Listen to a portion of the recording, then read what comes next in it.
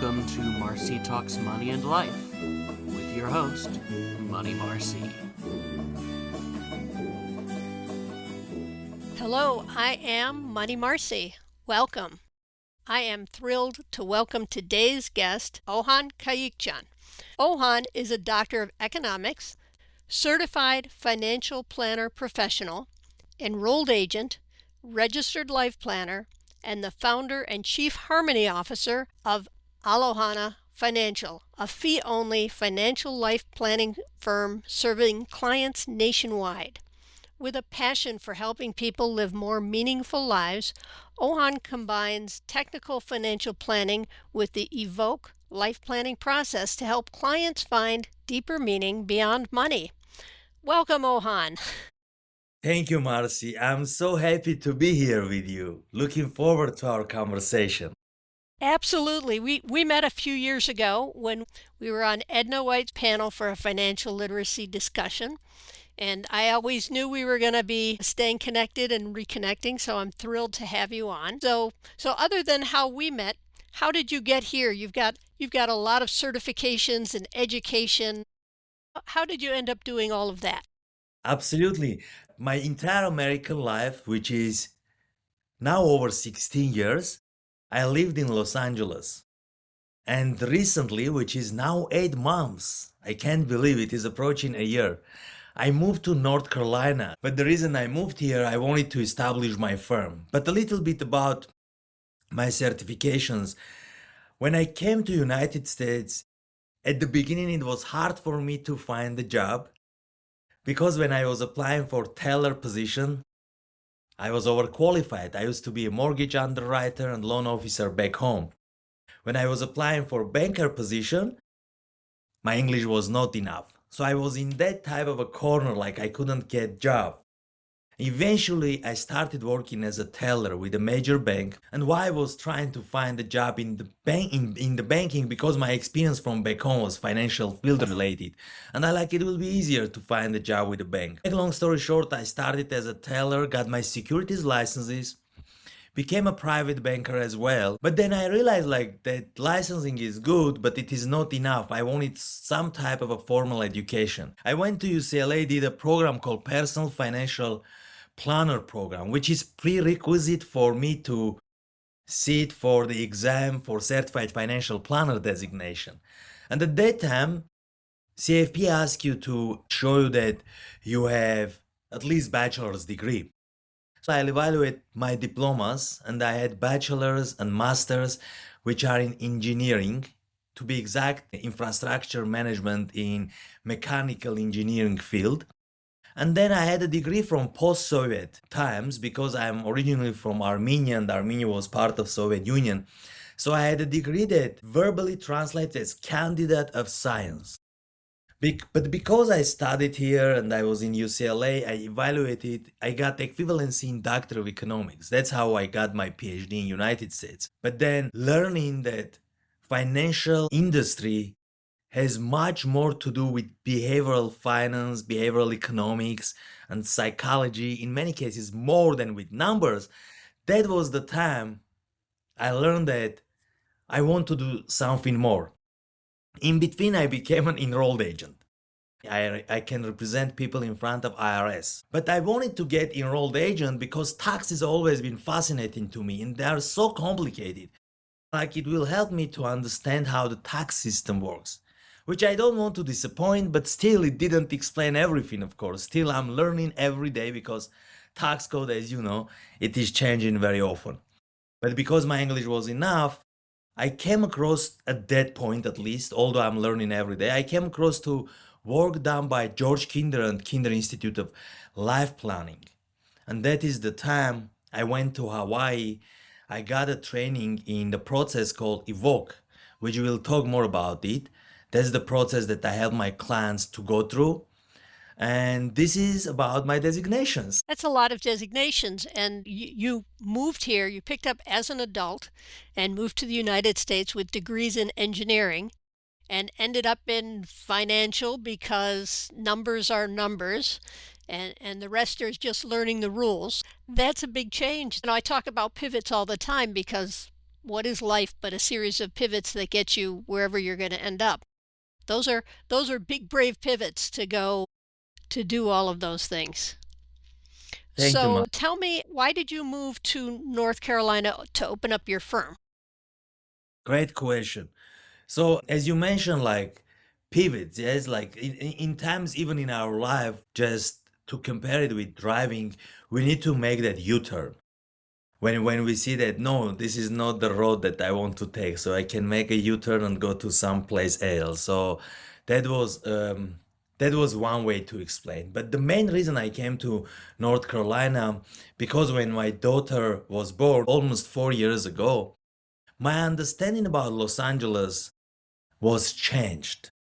I still love Los Angeles. California weather, in my opinion, one of the best weathers in the world. But then the traffic, the cost of living as well, and someone who is just starting business, you need to be a little bit more conscious about your expenses and everything. And one of my friends used to live in Charlotte, North Carolina, so he invited us to come to visit him. We came, we really like Charlotte, but then again, Charlotte reminded us big city because it's, if I'm not mistaken, the largest financial hub. We like Charlotte, but one of my other friends, who is a money coach in Raleigh, North Carolina, she invited us to visit the Raleigh area. It just happened that we got our Airbnb in Durham.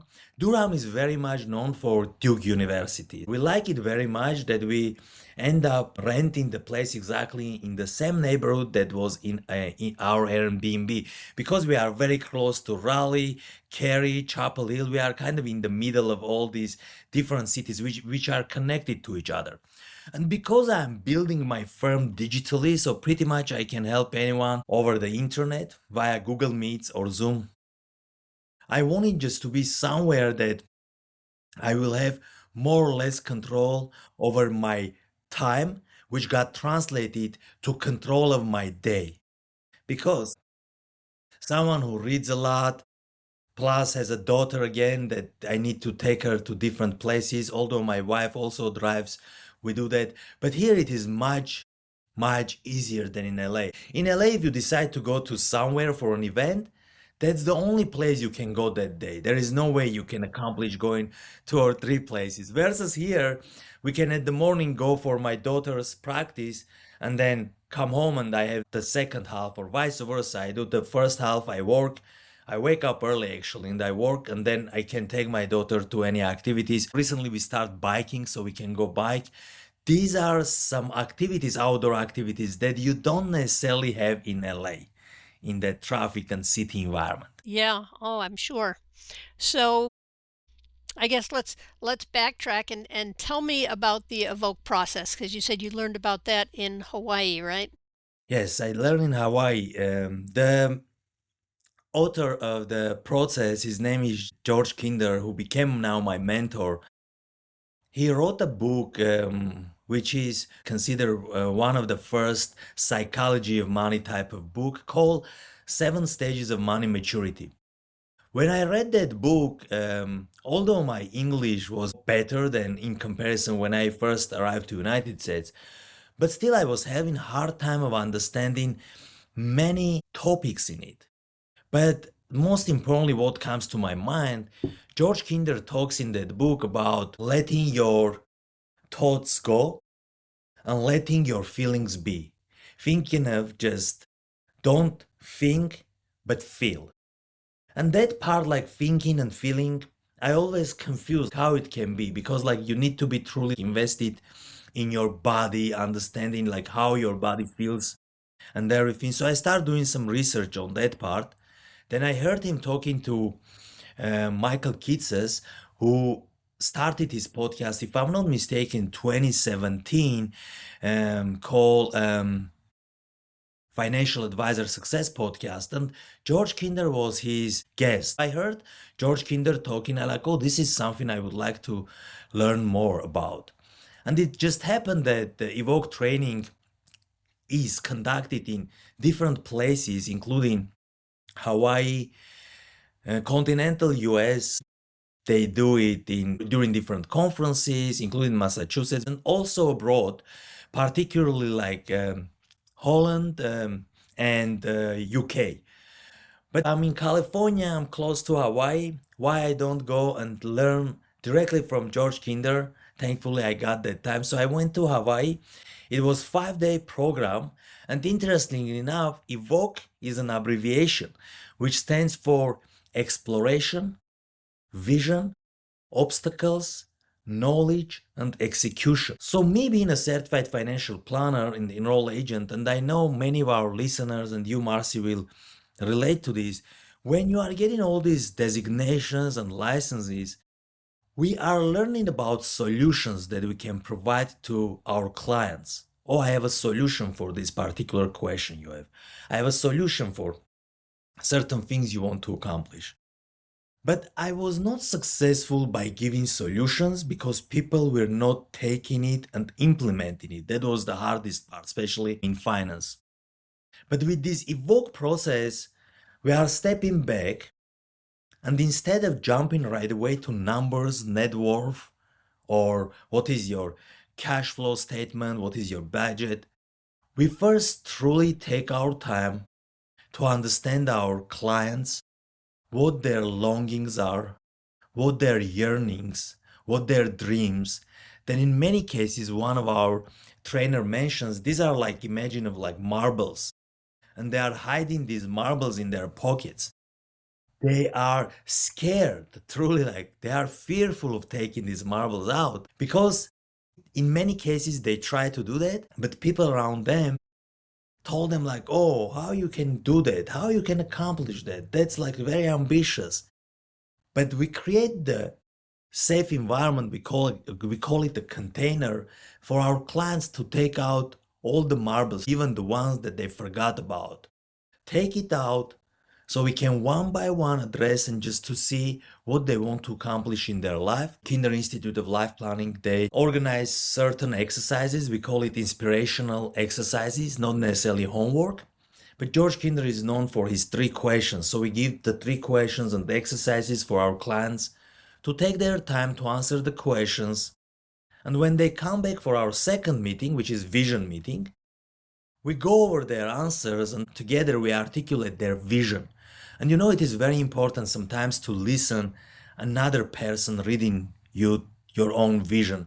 So your hearing apparatus, including your body, will listen like what you want to accomplish. Sometimes we just repeat the same thing back to the clients and they're like, did I tell that or did I want it that? They get surprised by themselves. And during the vision, of course, like people, majority, right away start thinking about obstacles. They're like, how am I going to make this? They right away think of these roadblocks that they have. But then I stop them mentioning that let's now think of your vision. Go live your vision until our third meeting, because the third meeting is our obstacles. And we will tackle and handle every obstacle that comes to mind. Of course, you can write on a notebook or you can email me the obstacles, but don't think about them until you come for our obstacles meeting. And only after that, on the 4th phase, which is knowledge, I build a financial plan that incorporates everything that we talk during these 3 meetings. So it is truly financial plan that aligns with their dream life to make it happen as soon as possible. Let's pause for a quick break. You know, that's so important. So many of the things that you said in there, from sitting down and, okay, what are your goals, your priorities? I know you use different words for them and then they translate it into marbles, but it's people don't necessarily say, okay, I've got to start with what I want. If you don't know where you're going, whether you call it goals and priorities or you call it a vision board or whatever it is you call it, you have to know where you want to go. People are so willing to ignore the psychological part of money, and it gets in their way. And of course, we all have obstacles, no matter how much money you're making or not making, or what challenges there are in your life, or maybe you live a golden life, you still have obstacles whether you realize it or not. And taking the time to evaluate them and really dig down in, this is where I want to be, these are the challenges that are in my way, But taking them one at a time, I mean, that sounds very powerful. And I love the fact, so you went to Hawaii because, what the heck, if I've got to go to a financial seminar, I would much rather go to Hawaii than Cleveland. And Cleveland is lovely. I've got friends and relatives there, but Hawaii versus Cleveland. And it was so profound to you, you put it into your name of your company. Absolutely right. Just to address something, and I'll mention about the name also. Our clients don't wake up in the middle of the night and they're like, let me go find someone who will help me with my life plan or with clarifying my goals. Usually they come find us if they have any financial need. And I do mention them if it is something urgent, I will address that issue right away.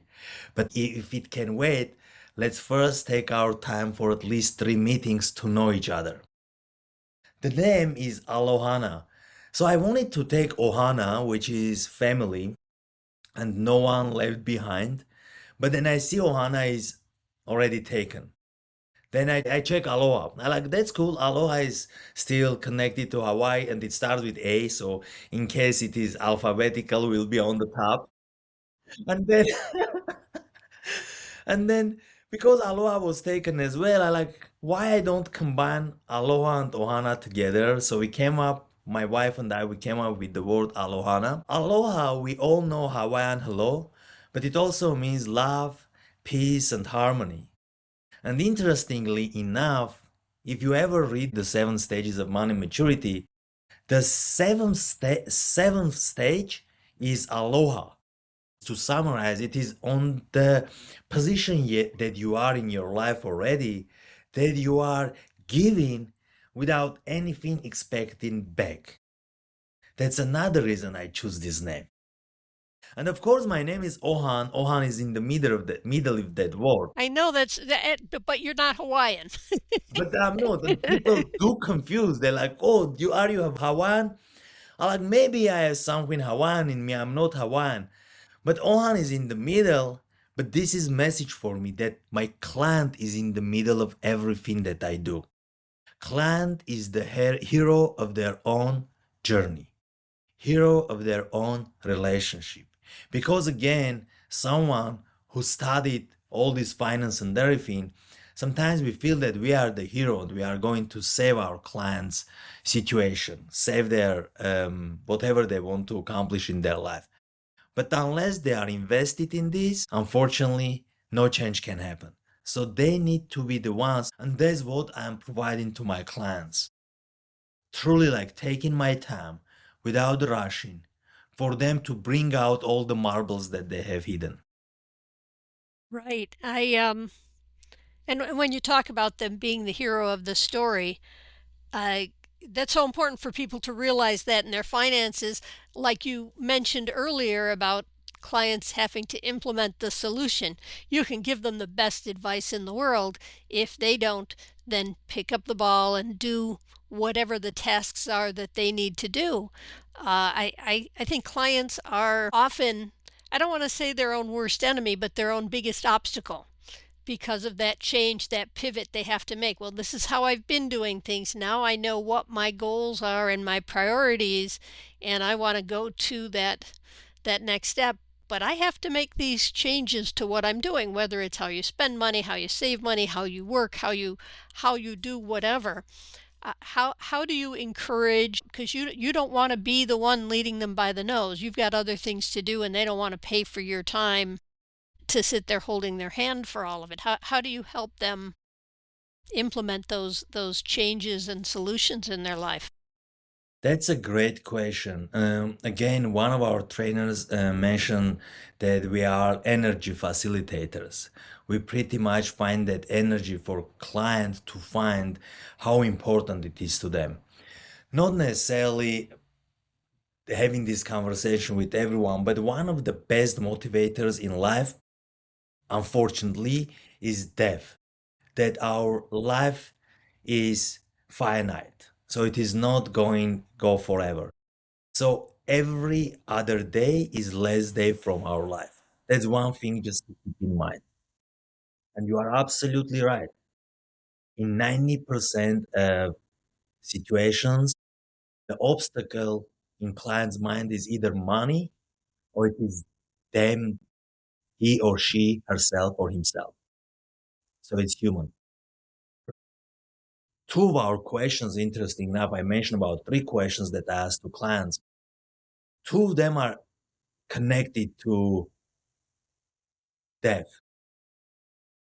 And of course, like people can search George Kinder three questions, it is available. But one of them is that you go to see your doctor and you have 5 to 10 years to live. But there is one thing certain. The doctor promises you that you will not get sick, so you will be able to do everything physically active, mentally active, but you have only 5 to 10 years to live. What are some things that you will start doing now? So they do think about this. Third question is a little bit more extreme. It says that this time doctor says that unfortunately we misdiagnosed you. This is your last day. What are some feelings that you will have? What are some things that you haven't done, you haven't been? What are some things, in many cases, people think about regrets? And another book comes to my mind, Five Regrets of Dying by Bronnie Ware. And the top regret, and Bronnie was a hospice nurse. If I pronounce it right, it is called palliative nurse. And she was asking about regrets to people who are in their literally deathbed. And the top regret that came that people mention, I wish I have the courage to live my life true to myself, not someone else's life.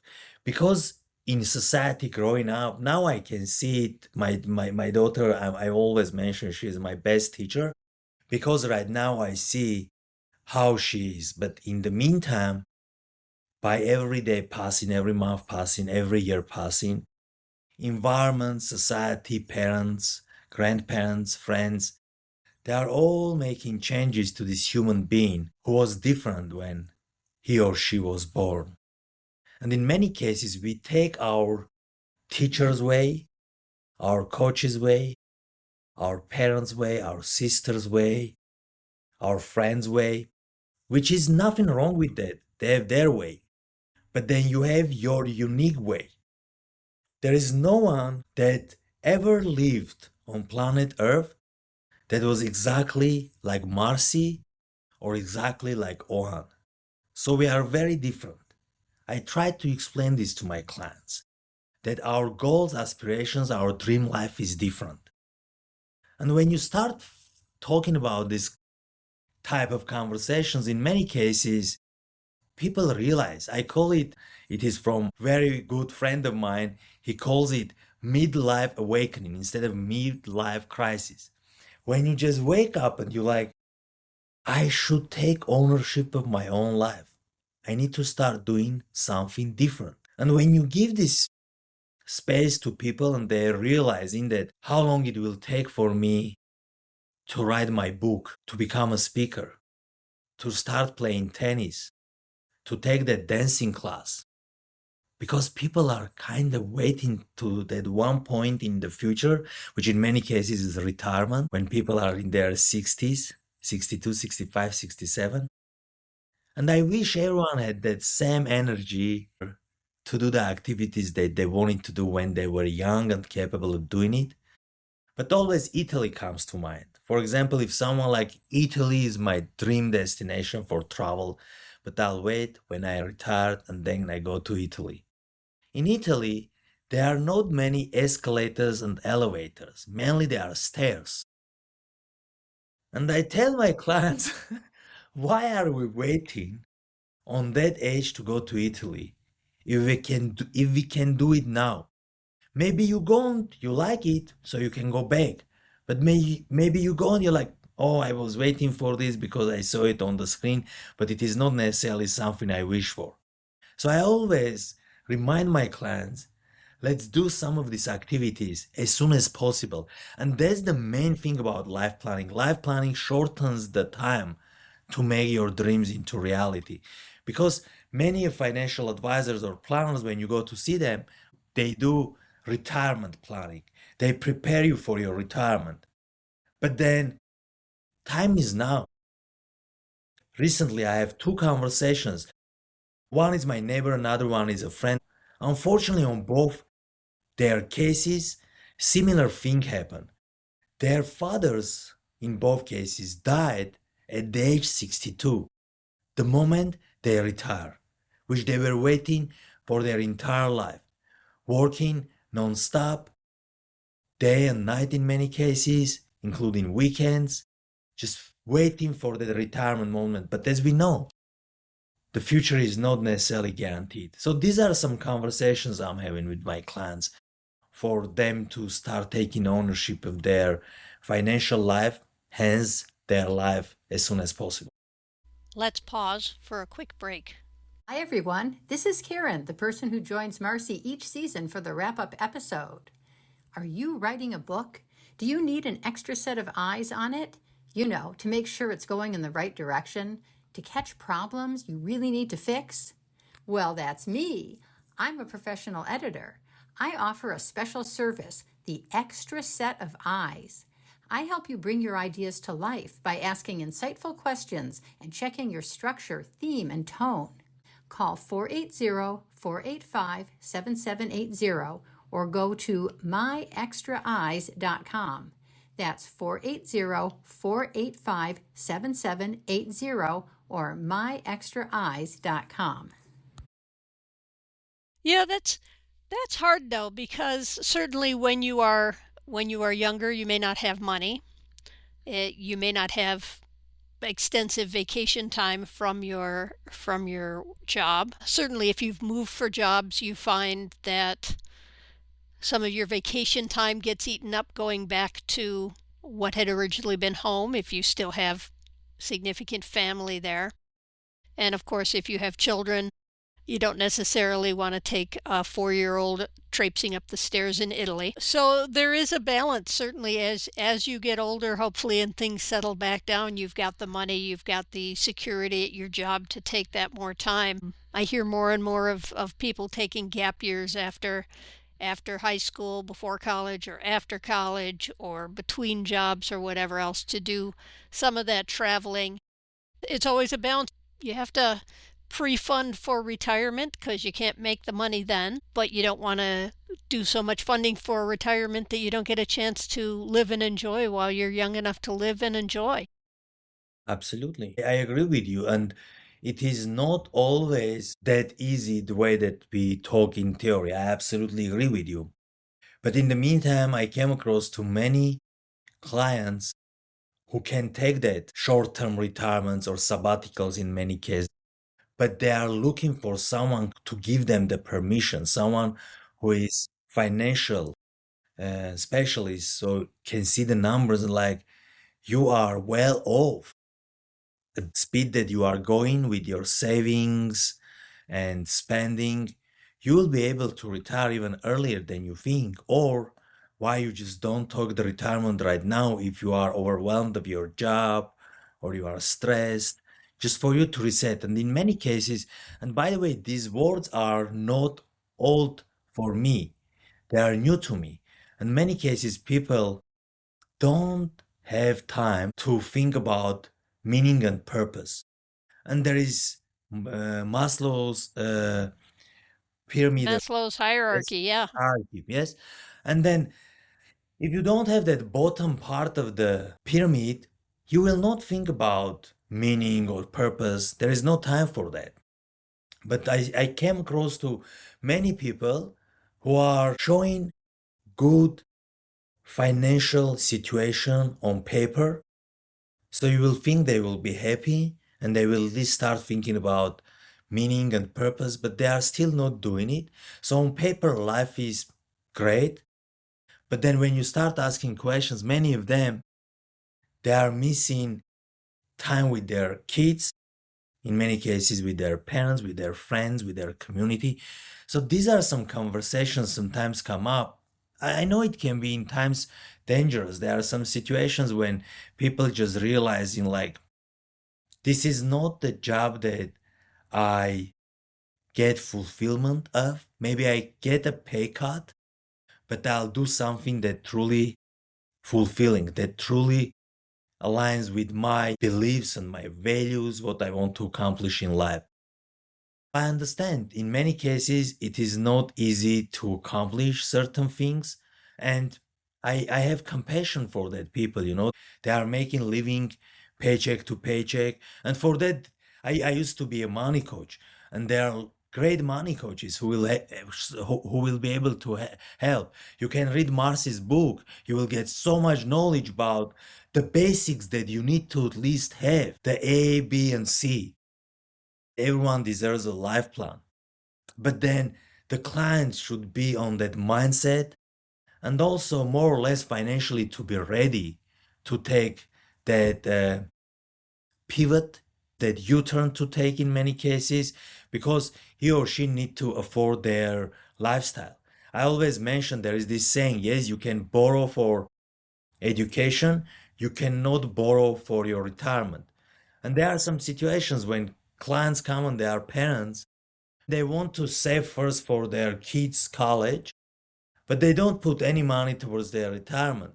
These are again mindset type of questions, because like I know and I love my daughter and all parents love their kids.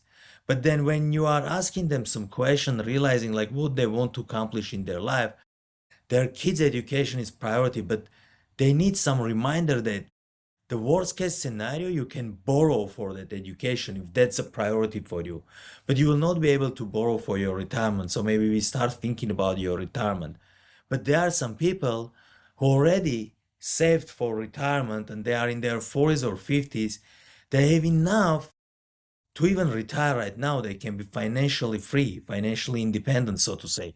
But in many cases, they never sit down and did the math just to understand, why am I doing all this? Why I'm working and saving and why I'm doing all this? And our lives nowadays is so busy that people are just like day after day just going for that work. So I want them to pause for a moment and just to think what I'm doing with my life.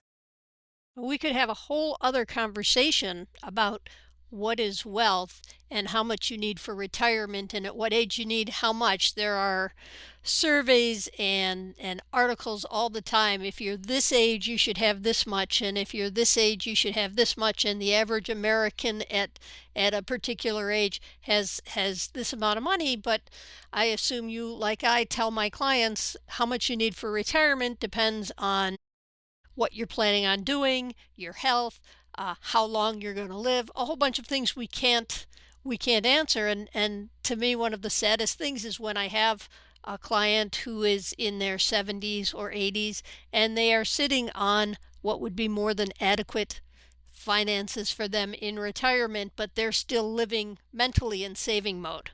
So they're not even enjoying the money. You've worked all your life, you have saved all your life, you have done the right things, that you are now at this age sitting on a significant chunk of change, and they're still treating it as if they're living paycheck to paycheck. I believe that was defined by father and son. Their last name is Clancy's, and that's, I believe, money hoarder. That when they just hoard the money, but there is one thing to learn how to save, another thing is to learn how to spend.